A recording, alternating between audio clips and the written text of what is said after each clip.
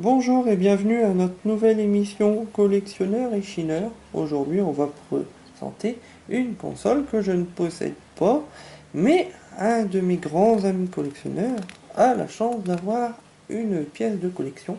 C'est notre fameux ami Jimmy de Retro Game Garage. Bonjour Jimmy. Bonjour. Merci de m'avoir invité pour nous faire une émission spéciale sur quelque chose que je ne possède pas.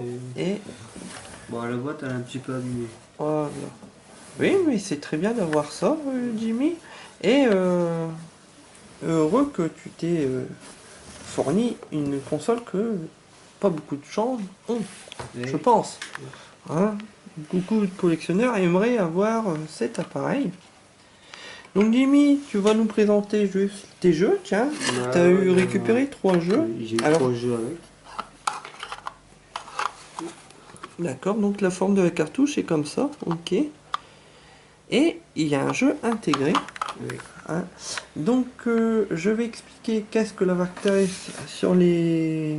plus précisément sur mes petites notes que j'ai fait. Et en même temps tu vas jouer tout bonnement au jeu qui est intégré à l'intérieur. Puis si tu en as marre, tu peux éventuellement nous montrer un autre jeu.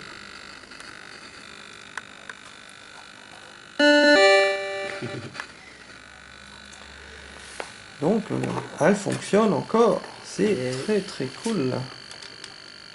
Et le jeu intégré c'est Minstar. D'accord. Donc la Vectrex c'est une console 8 bits développée par Smith Engineering et distribuée par General Consumer Electric et plus tard par MB, Milton Bradley Company. Elle est sortie en fin 1982 et cesse d'être produite en 1984. Pourquoi elle cesse d'être produite en 1984 à ton avis? Parce qu'il y a eu les autres consoles. Non, parce qu'il y a eu le crash du jeu vidéo en 1983. Oui, c'est vrai. Donc on a cru qu'il n'y allait plus avoir de console, donc ils avaient décidé d'arrêter de développer sur ce support. Alors la Vertex, comme vous pouvez voir, elle inclut son propre moniteur. On n'a pas besoin de TV pour jouer avec. Et elle produit des graphismes vectoriels. C'est un écran monochromé noir et blanc. Les jeux sont fournis avec un filtre plastique coloré qui devrait être glissé devant l'écran.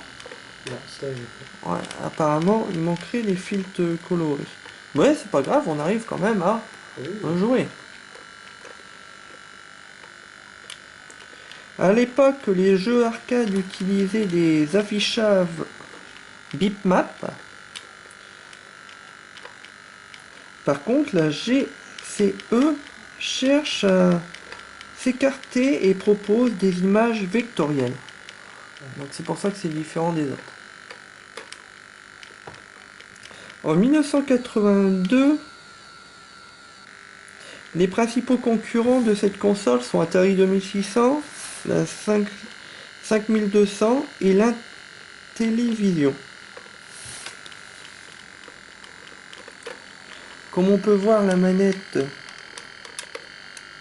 comporte 4 boutons et un stick multidirectionnel.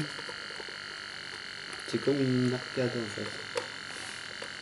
Alors, elle a une particularité, la Vectrex, et pas beaucoup de gens peuvent peut-être le savoir, c'est qu'elle a proposé un ustensile que les autres consoles n'avaient pas à l'époque.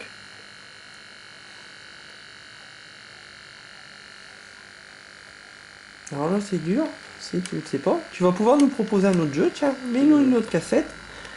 Jimmy, pour ta Vectrex. Alors, tout simplement, c'est la première console à proposer les lunettes 3D.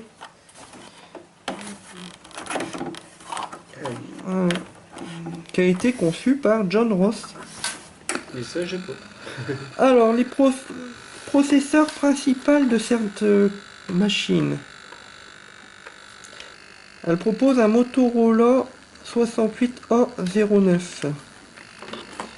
L'écran, c'est un Samsung 24 B40 noir et blanc. En mémoire vive, il y a 1 KO. En mémoire morte, 8 KO. Le processeur sonore général est AY38912.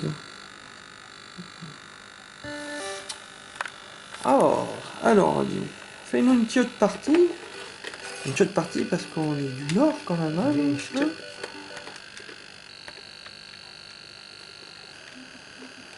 oh, trop canon. Alors, une partie de Jimmy.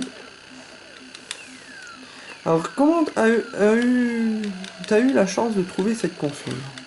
C'est par un ami. Ah. Je dirais pas le nom parce que Bah non, dis pas. ça se fait pas. Ah non.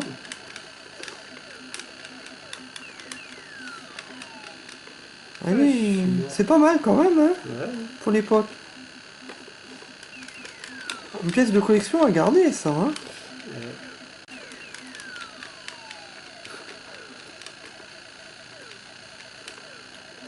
C'est l'ancêtre de Gradius. Ah ouais. Ouais, puis il est Thunder Force. Hein? Bah voilà, Jimmy. Merci de m'avoir reçu pour ce collectionneur et chineur. Et qu'est-ce qu'on dit à la caméra? A plus. À plus. Et un prochain test peut-être sur Retro Gaming à l'arrache. Et bon jeu. Allez, à plus tard.